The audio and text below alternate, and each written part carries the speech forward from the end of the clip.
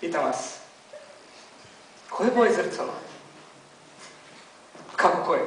Pa, srebrne. Šta nije ovo srebreno? Ili ovo? Pa i ovo? Mislim, to su sve slike s interneta. Slažete se sa mnom? Pa nemojte. Što je uopće boja? Recimo, koje je ovo boje? Pa, banana je žuta, jer apsorbira sve boje, osim žute, koju odbija od sebe, te zato mi vidimo kao žutu. Tijelo ima onu boju koju odbija od sebe. Dakle, nešto što je crno ne odbija niti jednu boju, dok nešto što je bijelo odbija sve boje vidljivog spektra. Savršeno zrcalo također odbija cijeli spektar. Znači li to da je zrcalo bijelo?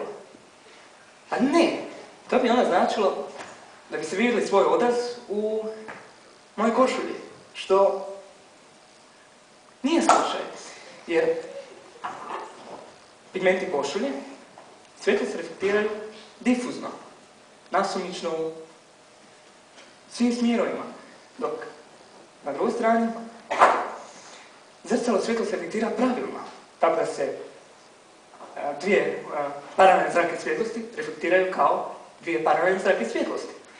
Tako da je upadni kut jednak odbojnom kutu, zbog čega uopće i vidimo svoj odraz u njemu.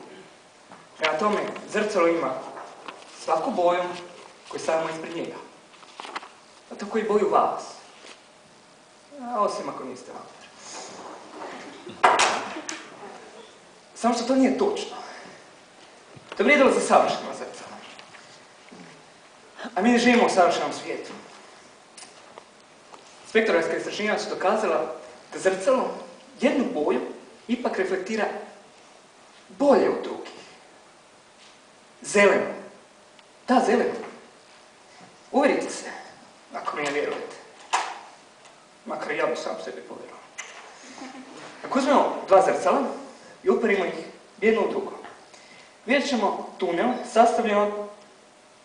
vi to ne vidite. Znači, vidjet ćemo tunel sastavljen od mnogo manjih zrcala, koji kako nastali pucicom i odbijanjem svjetlosti između ta dva zrcala. Primijetit ćemo da kako se sužava, postaje sve zeleniji i zeleniji, jer se pri svakoj novoj refleksiji zelena boja jače odbije. A tijelo ima onu boju koju